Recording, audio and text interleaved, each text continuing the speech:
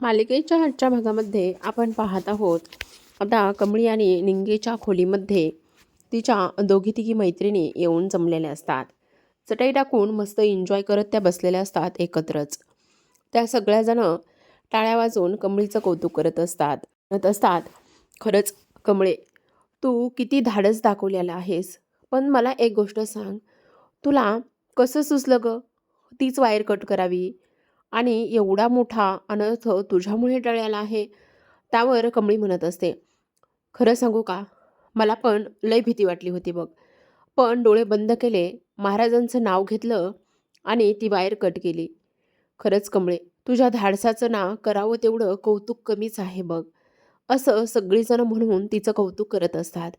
तेव्हा कमळी म्हणत असते, ए गप्प बसा गं, मी असं काही नाही केलं. आणि माझ्या जागी तुम्ही असतात ना, तर तुम्हीसुद्धा हे असंच काहीसं केलं असतं, असं कमळी इथे म्हणत असते. तेव्हा लगेच आता निंगी म्हणते, तुम्हाला खरं सांगू का, आमची कमळी ना खूप धाडशी आहे. तिच्या काय काय आणि किती कथा आहेत काही सांगू नका. गावाकडे असताना सुद्धा ती असंच काहीसं करायची. त्यावर लगेच आता आपण पाहतो की इकडे कमळी म्हणत असते, बरं बरं, बाद झालं माझं कौतुक. उद्या वादविवाद स्पर्धा आहे आणि अभ्यास करायचा नाही का.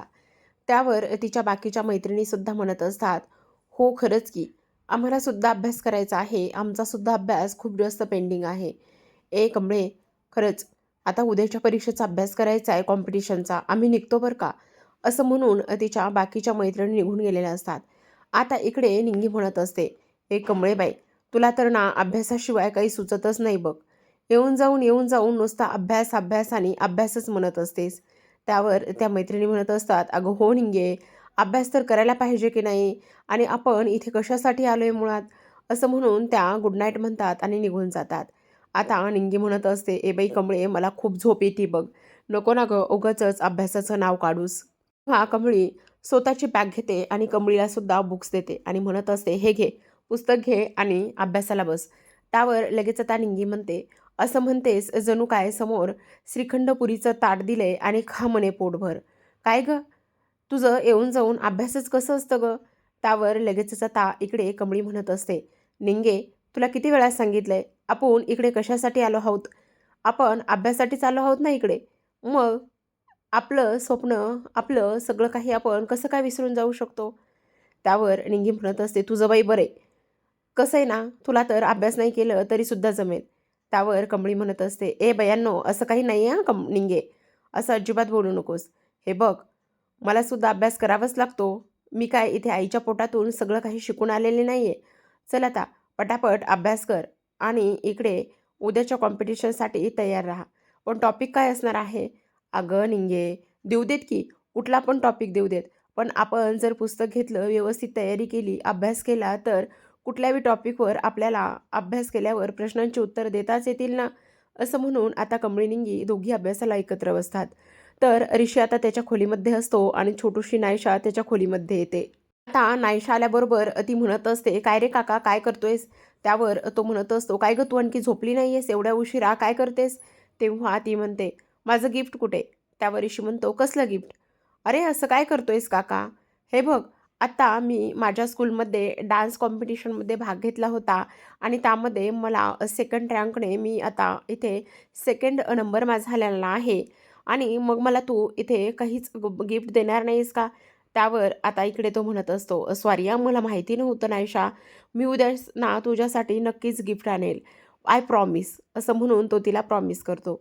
तेव्हा लगेच आता नायशा म्हणत असते, बरं ते सगळं काही ठीक आहे, पण मला ना फोन लावायचा आहे. आता कुणाला फोन लावायचा आहे?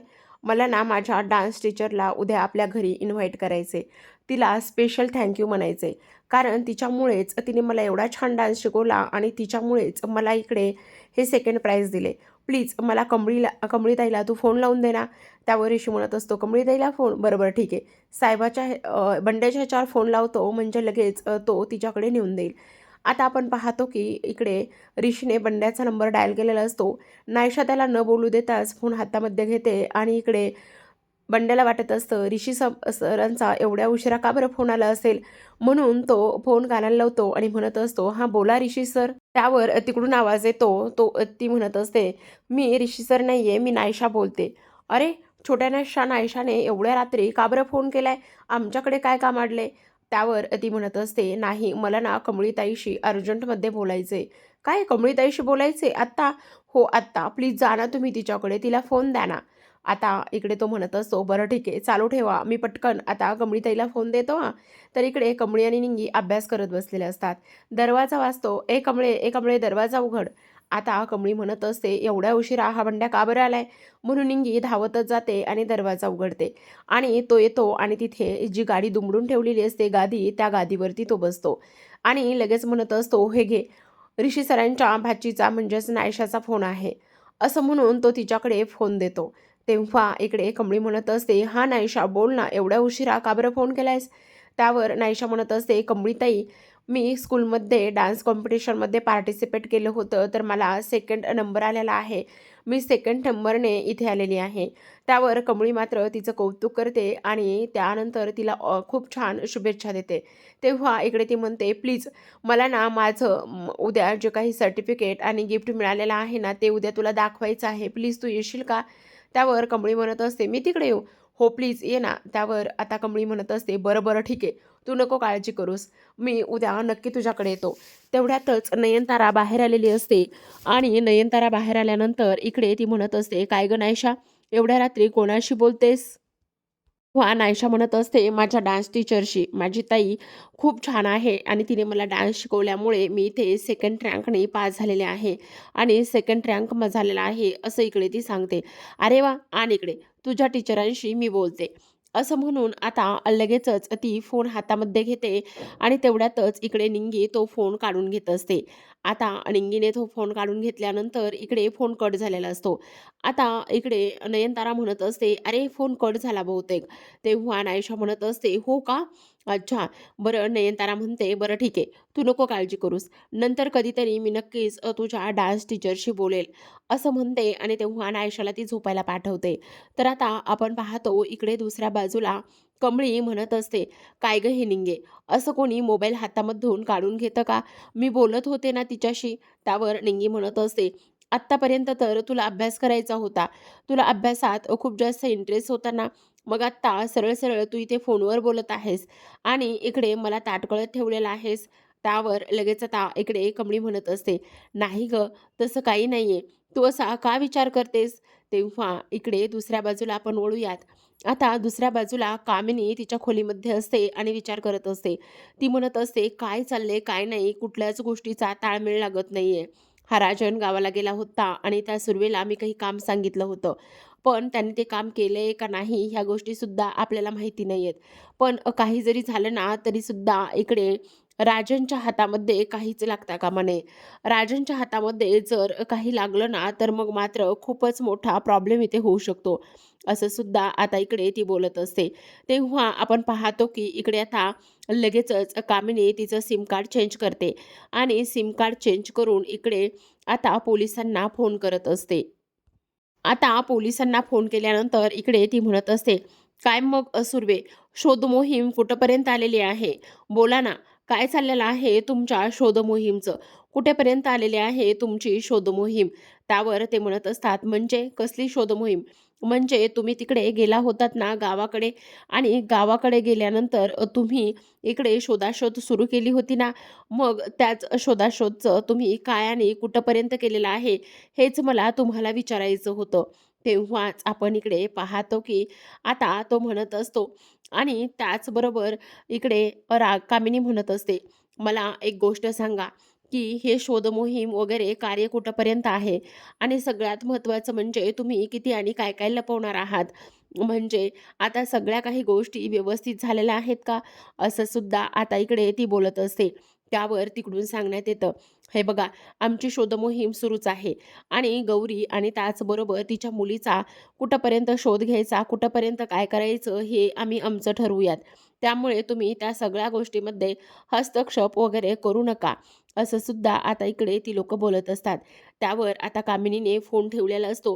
कारण तिला पाहिजे तो रिस्पॉन्स आणि पाहिजे त्या गोष्टी इथे आता मिळालेल्या नसतात. तेव्हाच आपण इकडे पाहतो, कामिनी म्हणत असते, "काही जरी झालं ना तरीसुद्धा इथे सगळ्यात महत्त्वाची गोष्ट की जी काही रागिणी आहे तिच्या आयुष्यामध्ये ही लोकं येता कामा नये. तर आता इकडे सरू झोपलेली असते आणि सरू झोपलेली असताना तिच्या स्वप्नामध्ये कामिनी येते आणि तिच्या स्वप्नामध्ये कामिनी आल्यानंतर आपण पाहतो की लगेचच आता इकडे ती म्हणत असते, "एवढ्या दिवसांनी, एवढ्या दिवसांनी मला हे स्वप्न का आणि कशामुळे पडलं असेल मला काहीच कळत नाही. काय झालं असेल नेमकं? असं स्वप्न मला का आणि कशामुळे पडलं असेल?" असा सुद्धा इकडे ती विचार करत असते. तेव्हा इकडे त्या बाईचा पुन्हा चेहरा दिसलाय. माझी कमळी कुठल्या इकडे मोठ्या संकटामध्ये तर नसेल ना? तेव्हा इकडे ती देवी आईकडे प्रार्थना करते आणि म्हणत असते, "नाही, काही जरी झालं ना तरीसुद्धा ह्या सगळ्या गोष्टी अशा होता कामा नयेत. काही जरी झालं ना तरीसुद्धा देवी तुळजाई इथे माझ्या मुलीला इथे ह्या सगळ्या गोष्टीपासून दूर ठेव आणि तिला ह्या सगळ्या गोष्टीपासून वाचव." असं आता इकडे ती बोलत असते.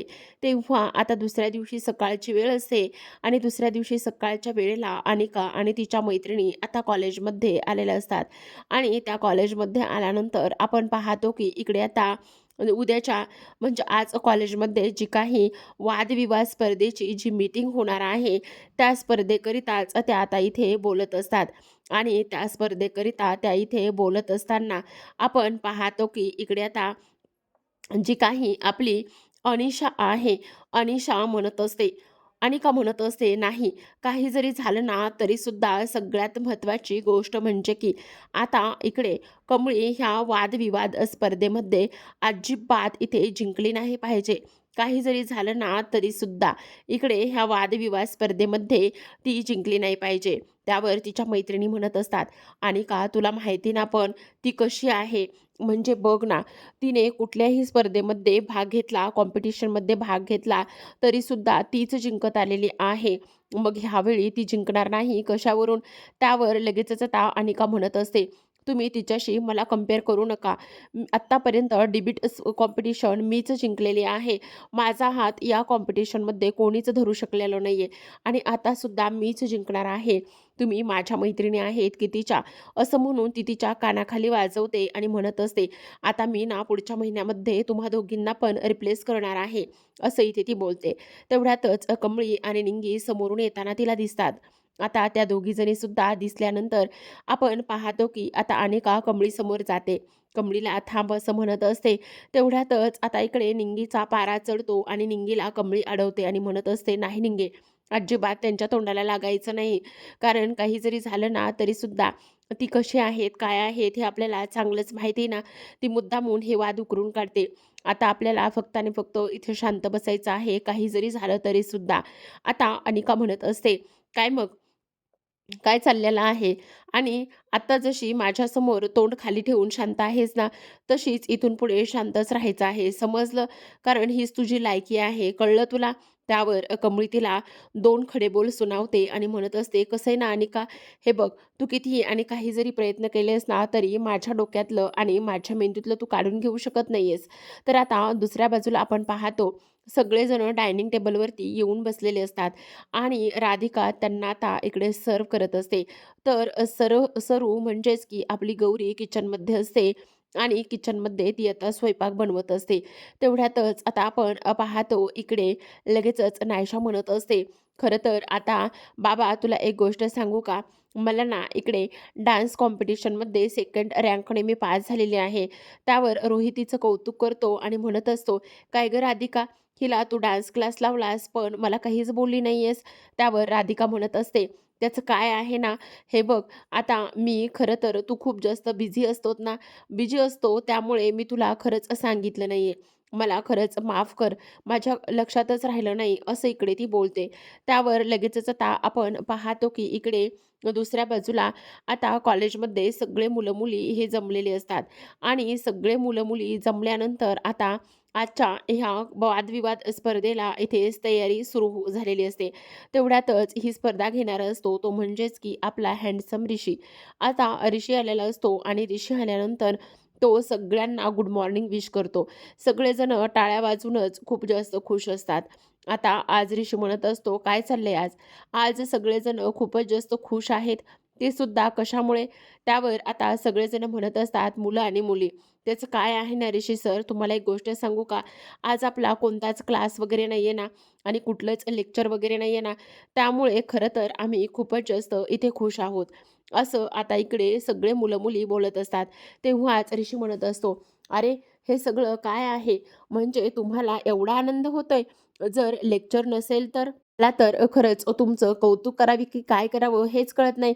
पण तुम्हाला एक गोष्ट सांगू का? आज मी खरं तर इकडे ना आज ही वादविवाद जी स्पर्धा आहे, डिबेट कॉम्पिटिशन आहे ना, त्यामध्ये जरी तुम्ही सहभागी नाही झालात, फक्त आणि फक्त ऐकलं तरीसुद्धा त्या सगळ्या गोष्टीमधून खूप सारं शिकण्यासारखं आहे.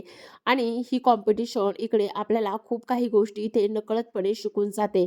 हाच ह्या कॉम्पिटिशनचा मूळ उद्देश आणि मूळ पाया आहे.